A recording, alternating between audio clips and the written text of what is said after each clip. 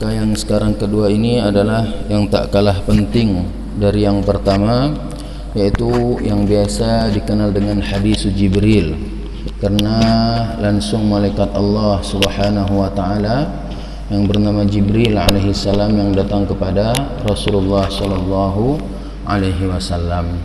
Maka kita baca nasul hadisnya. Bismillahirrahmanirrahim. An Umar radhiyallahu anhu aidan qala bainama nahnu julusun 'inda Rasulillah sallallahu alaihi wasallam dzata yaumin idh tala'a 'alaina rajulun shadidu bayadi thiyab shadidu sawadi sya'ri la yura 'alaihi atharu as-safar wa la ya'rifuhu minna ahad hatta جلس إلى النبي صلى الله عليه وسلم فأسند ركبتيه إلى ركبتيه ووضع كفيه على فخذيه وقال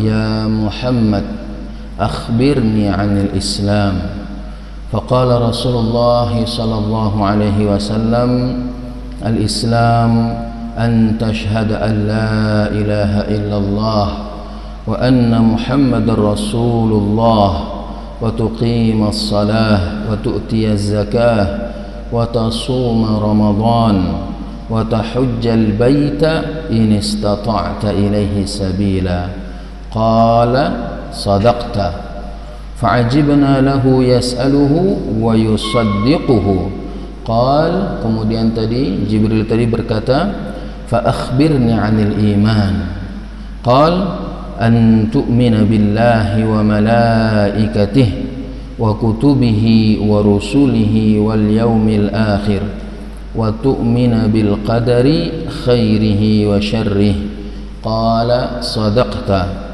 قال فأخبرني عن الإحسان قال أن تعبد الله كأنك تراه فإن لم تكن تراه فإنه يراك قال فأخبرني عن الساعة قال ما المسؤول عنها بأعلم من السائل قال فأخبرني عن أمارتها قال أن تلد الأمة ربتها وأن ترى الحفاة العراة العالة رعاء الشاء يتطاولون في البنيان ثم انطلقا فلبث مليا ثم قال يا عمر أتدري من السائل قلت الله ورسوله أعلم قال فإنه جبريل أتاكم يعلمكم دينكم رواه مسلم.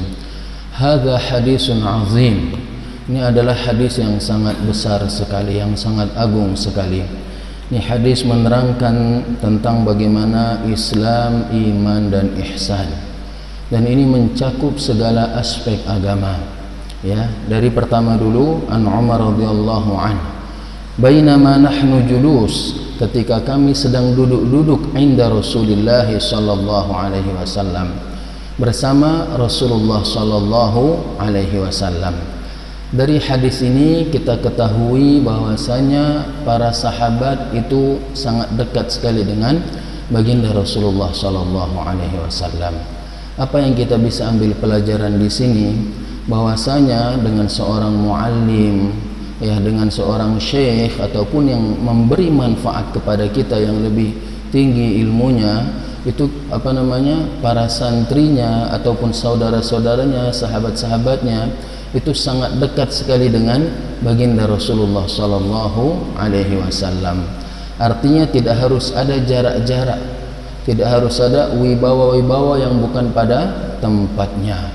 Namun baginda Rasulullah sallallahu alaihi wasallam itu selalu yatafaqqadu an ahwali ashabihi, selalu menanyakan keadaan saudaranya. Innamal mu'minuna ikhwah, ya, sesungguhnya mukmin itu bersaudara. Belum lagi al-mu'minu lil mu'mini kal bunyan yashuddu ba'duhum ba'dah, ya, sesungguhnya seorang mukmin dengan mukmin yang lain itu seperti sebuah bangunan. Dan ini juga menerangkan kepada kita tentang fadilatul waqt, pentingnya waktu untuk menggunakannya dengan hal-hal yang bermanfaat di dalam ketaatan kepada Allah Subhanahu wa taala. Karena baginda Rasulullah sallallahu alaihi wasallam itu paling hirs, paling semangat, paling sungguh-sungguh untuk menggunakan waktunya untuk taat kepada jalan Allah Subhanahu wa taala. Tidak ada waktu yang dilewatinya kecuali kalau seandainya sendiri beribadah kepada Allah Subhanahu wa taala. Kalau seandainya sedang di luar, mungkin ada ziaratul marid, ada orang yang sakit dikunjunginya, subhanallah. Dan mengunjungi orang sakit ini pahalanya juga sangat besar sekali. Sebagaimana yang pernah ditanyakan oleh Rasulullah sallallahu alaihi wasallam, siapa yang hari ini berpuasa? Aku ya Rasulullah. Kata siapa? Kata Abu Bakar As-Siddiq radhiyallahu anhu. Siapa yang hari ini yang mengunjungi orang sakit? Aku ya Rasulullah. Siapa yang hari ini subhanallah ikut menguburi jenazah, ya? Menguburi jenazah ini pahalanya juga sangat besar sekali. Ikut mensalati jenazah pahalanya qiratain, sebesar satu qirat itu seperti besarnya Jabal Uhud, ya. Sekarang permisalan yang diberikan oleh agama, oleh dalil-dalil wa daraballahu mathala wa daraballahu masala, itu adalah untuk memudahkan kita. Kenapa dibilang seperti Jabal Uhud? Nah, karena Jabal Uhud itu besarnya bukan main, ya, supaya akhirnya kita bisa menggambarkan, oh Jabal Uhud aja beginilah pahala kalau seandainya kita mau ikut mensolatkan jenazah. Apalagi kalau di Madinah itu hampir, apalagi kalau zaman umroh atau zaman haji, ya, ketika jamaah haji atau umroh itu hampir setiap hari selalu pasti ada yang disolatkan. Berapa pahala yang didapatkan? Apa kemudian kata Rasulullah sallallahu alaihi wasallam, tidak terkumpul sifat-sifat tadi pada diri seseorang kecuali ia masuk surga, Allah Subhanahu wa taala.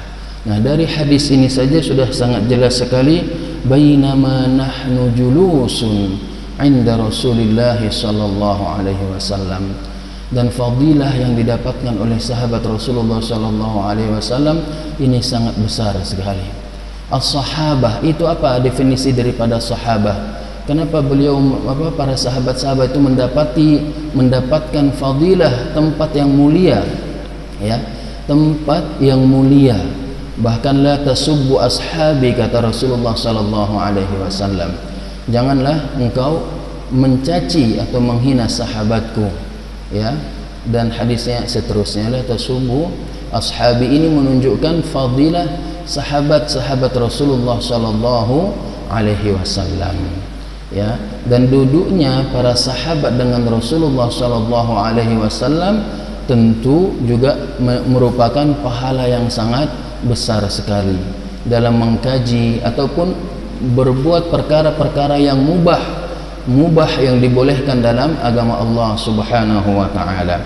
Zata yaumin, pada suatu hari, id tala'a alaina rajulun syadidu bayadi thiyab, tiba-tiba datang kepada kami seorang laki-laki yang memakai pakaian putih, syadidu thiyab, ya, pakaian putih, sadidu sawadi sya'ri, yang mana rambutnya sangat hitam sekali, la yura alaihi atharus safar, tidak tampak darinya itu athar, bekas-bekas, sisa-sisa daripada perjalanan.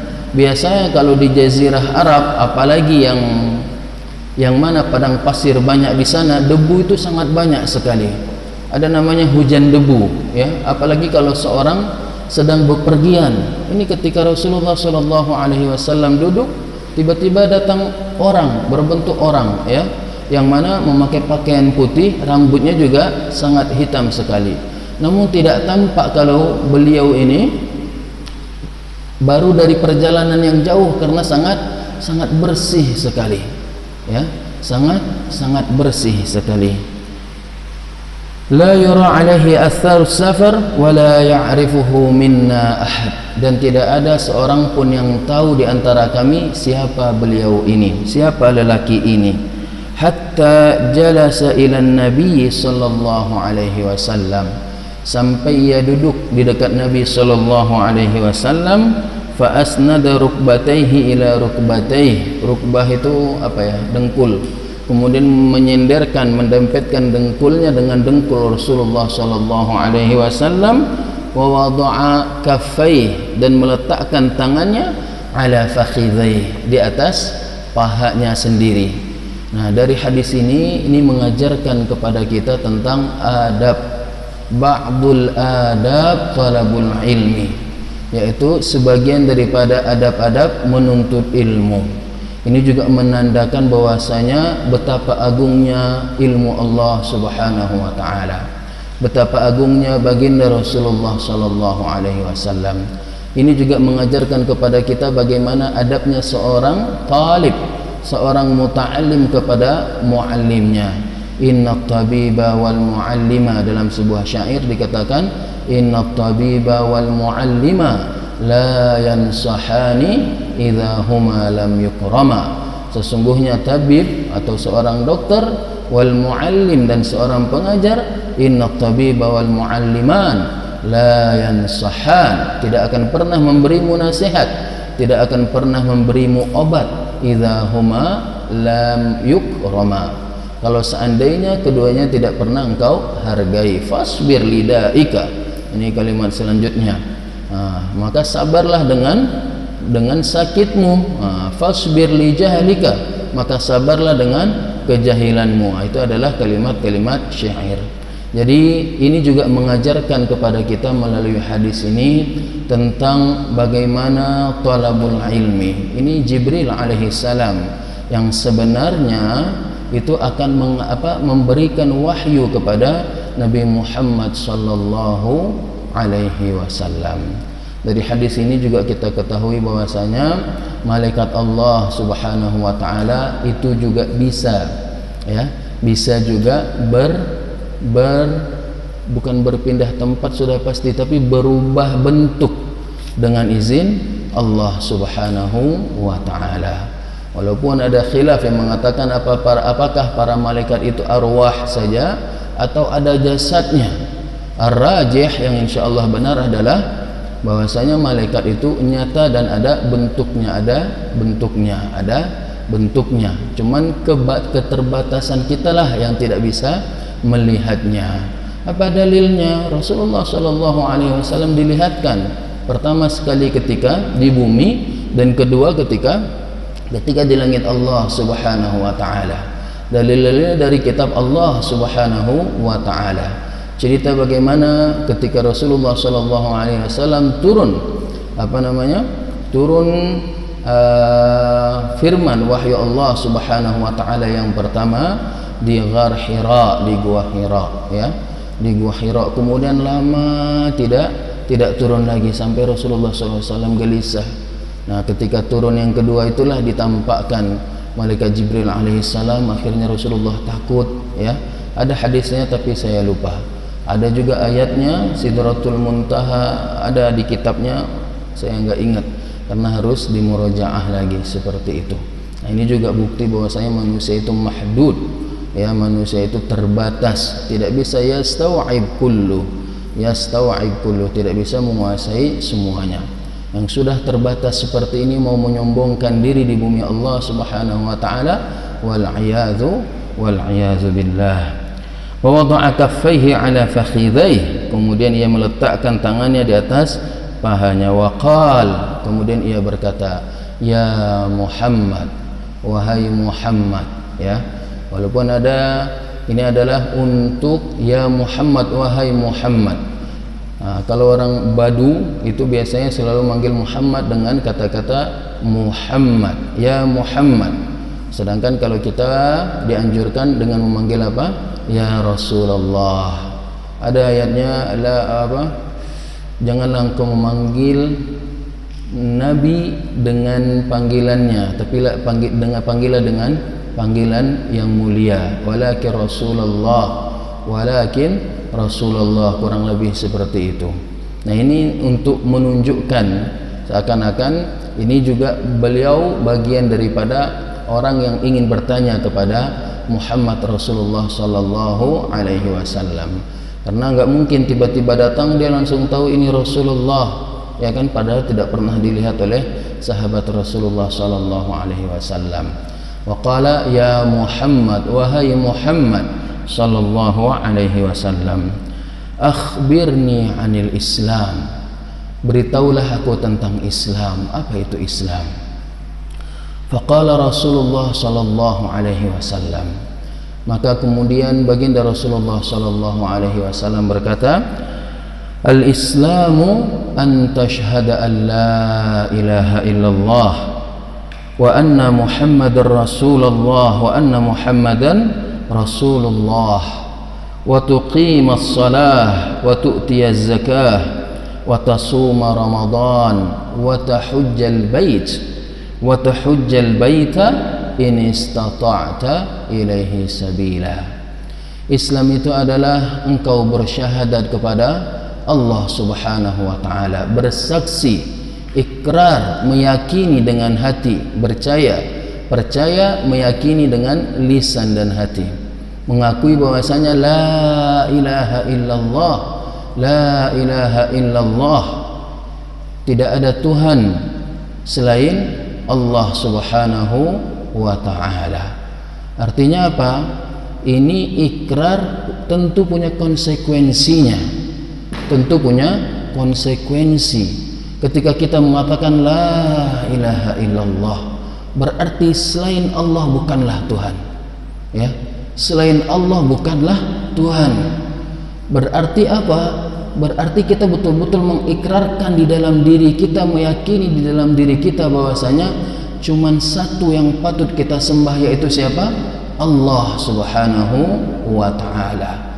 Meyakini bahwasanya Allah subhanahu wa ta'ala memiliki sifat-sifatnya yang mulia.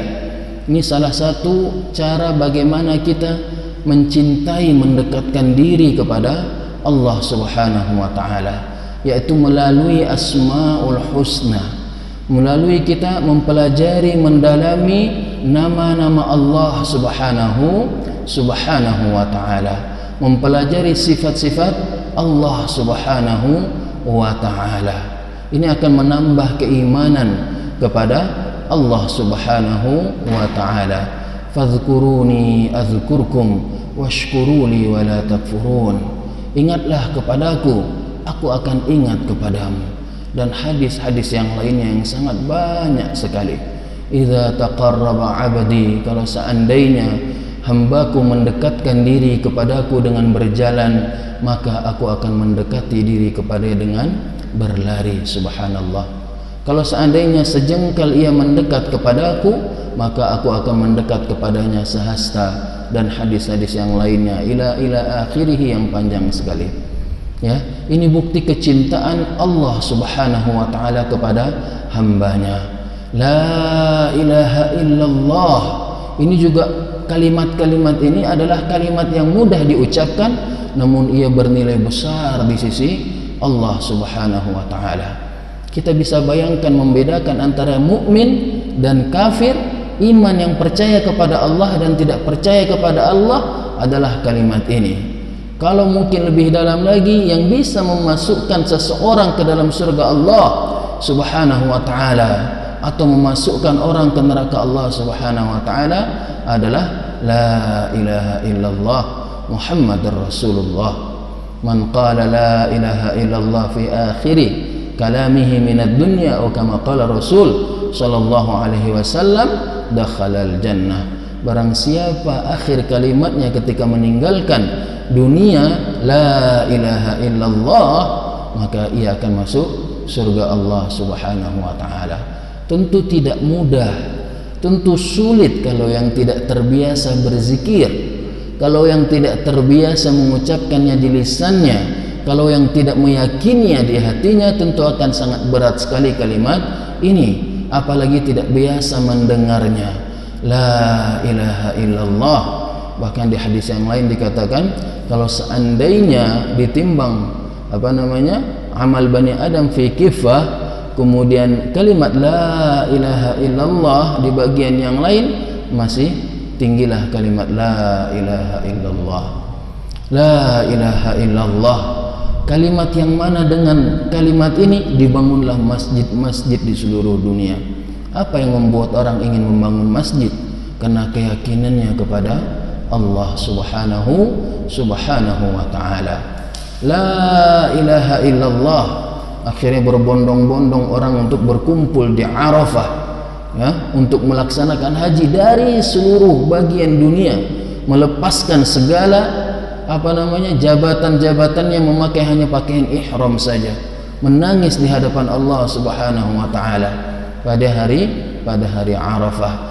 La ilaha illallah juga yang membuat orang ingin mengumpulkan, mengeluarkan segalanya untuk mendapatkan ridha Allah subhanahu wa ta'ala.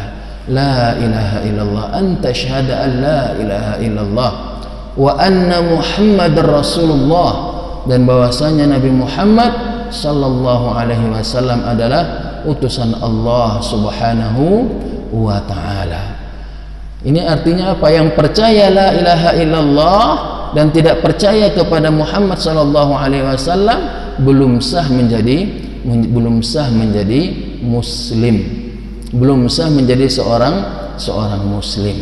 Dari dua kalimat ini juga mengajarkan kepada kita bahwasanya semua amal-amal ibadah yang kita lakukan itu betul-betul harus untuk la ilaha illallah, ikhlasun niyah lillahi subhanahu wa ta'ala. Itu yang pertama, ini syarat diterimanya sebuah amalan kita.